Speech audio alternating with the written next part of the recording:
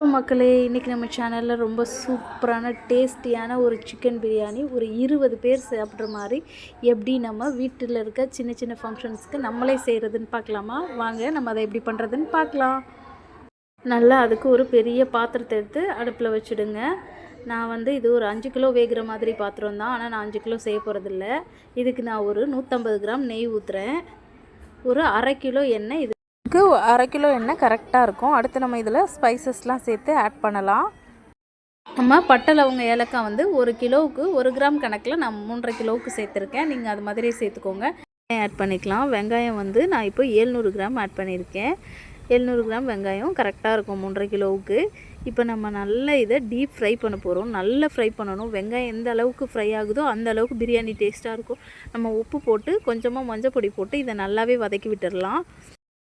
அடுத்ததாக கொஞ்சமாக இதெல்லாம் மஞ்சள் பொடி சேர்த்து வதக்கிடுங்க. நம்ம புதினா கொத்தமல்லி ரெண்டும் சேர்த்து ஒரு 2 கட்டு அளவுக்கு நான் சேர்த்துருக்கேன். அதையுமே அதில் போட்டுக்கோங்க. 2 கட் புதினா ஆட் பண்ணிக்கோங்க. போட்டு நல்லா நம்ம அதை நல்லா வதக்கிடலாம். இப்போ நம்ம தக்காளி 200 கிராம் அளவுக்கு தான் சேர்த்துருக்கேன். அதுவுமே மொத்தமாக 700 கிராம் தான் சேர்த்துருக்கேன். அதையுமே சேர்த்து நல்லா வதக்கி விட்டுருங்க. நல்லாவே அது நல்லா ஃப்ரை ஆகணும். அப்போ தான் அது நமக்கு ரொம்ப பிரியாணிக்கு நல்லாவே டேஸ்ட்டு கொடுக்கும்.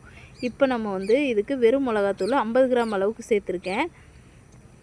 சேர்த்து இந்த மசாலாவோடு நல்லாவே வேகணும். அடுத்ததாக நம்ம இஞ்சி பூண்டு பேஸ்ட்டு சேர்த்துருக்கேன். நான் இஞ்சி பூண்டு பேஸ்ட்டு 1/2 கிலோ அளவுக்கு சேர்த்துருக்கேன். 1/2 கிலோ கரெக்டாக இருக்கும்.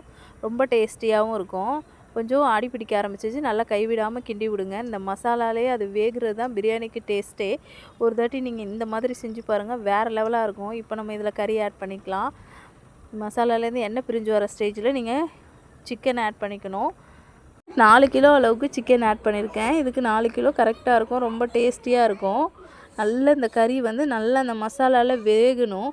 அப்போ அதில் தான் அந்த மசாலா அதில் ஊறும்போது தான் ரொம்பவுமே ருசியாக இருக்கும். இதில் நான் தயிர் நான் ஆட் பண்ணலை. இது நான் தயிர் ஆட் பண்ணாமல் தான் செஞ்சுருக்கேன். நீங்கள் தயிர் வேணும்னா நீங்கள் இதில் நீங்கள் ஆட் பண்ணிக்கலாம். அவ்வளோதான். நல்லா இது கொதிக்கட்டும். நல்லா கொதித்து வரட்டும். அப்புறம் நம்ம அரிசி ஆட் பண்ணிக்கலாம். அரிசி அளவு நான் ஒரு எந்த டப்பாவில் நீங்கள் அளக்குறீங்களோ அதே அளவில் நீங்கள் 1.5 கப் அளவுக்கு தண்ணி சேருங்க. கரெக்டாக இருக்கும். சிக்கன்லேருந்து வர தண்ணியும் அதுவுமே போதும். அவ்வளோதான். பாருங்கள், நல்லா அரிசி போட்டு நல்லா கிண்டி விட்டாச்சு. நீங்கள் இந்த மாதிரி உங்கள் வீட்டில் செஞ்சு பாருங்கள். பிரியாணி சும்மா வேறு லெவலில் இருக்கணும். அவ்வளோதான். தம் போட்டாச்சு. பாருங்கள், தம் போட்டு இறக்குன பிறகு பிரியாணி எவ்வளோ சூப்பராக வந்திருக்குன்னு. பிரியாணி எப்பயுமே ஃபுல்லாக கிளறக்கூடாது.